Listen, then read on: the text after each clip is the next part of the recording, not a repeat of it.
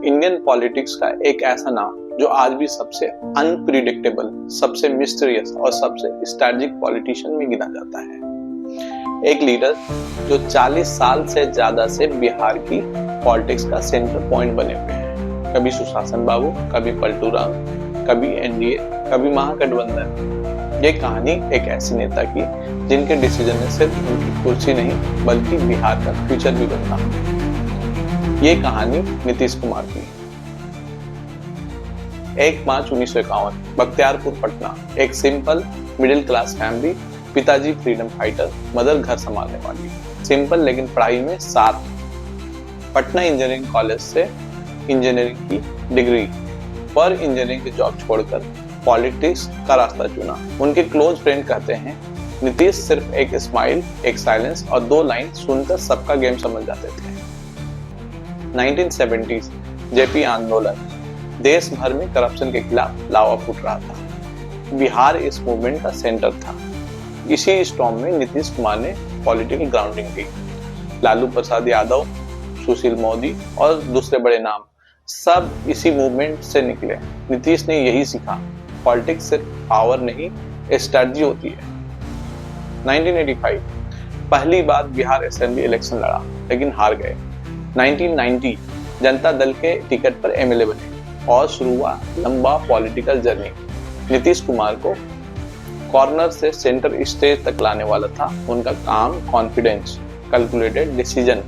1998 centre में railway minister बने और यहाँ उन्होंने वो काम किया जो आज भी उनकी लिगेसी का हिस्सा माना जाता है। नीतीश कुमार के टेन्योर को इंडियन रेलवे का गोल्डन फेज कहा जाता है। लॉस मेकिंग रेलवेज को प्रॉफिट में लाना, सेफ्टी इंप्रूव करना, एक्सीडेंट रेट्स कम करना, ये सब उनका क्रेडिट आज भी दिया जाता है।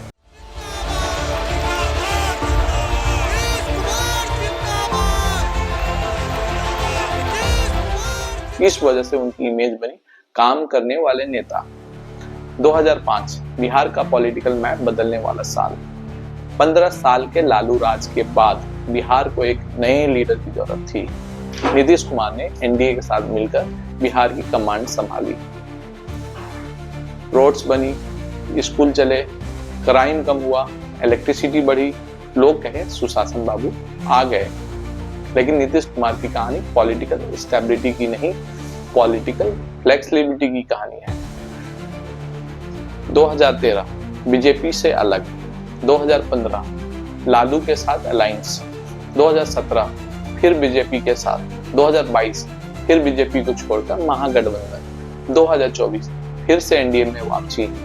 क्रिटिक्स ने नाम दिया पलटू राम, लेकिन सपोर्टर कहते हैं नीतीश पावर के लिए नहीं, स्टेबिलिटी के लिए डिसीजन लेते हैं। सच शायद दोनों के बीच कहीं छुपी हो। नीतीश कुमार ने कभी ओपनली पीएम एम्बिशन नहीं दिखाया, लेकिन पॉलिटिकल सर्कल में बात हमेशा चलती रही, क्या नीतीश कुमार पीएम बन सकते हैं? 2023-24 में अपोजिशन यूनिटी के आर्किटेक्ट उन्हें ही माना गया, लेकिन इक्वेशंस बदलते ही नीतीश ने एक बार फिर पॉलिटिकल डायरेक्शन चेंज कर दी। नीतीश कुमार सॉफ्ट स्पोकन हैं पर राजनीति में बेहद तेज दिमाग के खिलाड़ी। उन्हें अंडर एस्टिमेट करना सबसे बड़ी मिस्टेक माना जाता है। वो डिसीजन तब लेते हैं जब उन्हें पता होता है कि टाइमिंग उनके फेवर में है।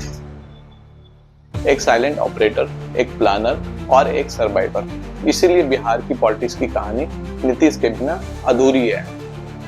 चाहे आप उन्हें पसंद करें या क्रिटिसाइज, एक बात अनडिनाइबल है, नीतीश कुमार ने बिहार और इंडिया की पॉलिटिक्स पर गहरा असर छोड़ा है। सशक्त लीडर, स्ट्रैटेजिस्ट और एक मिस्ट्री।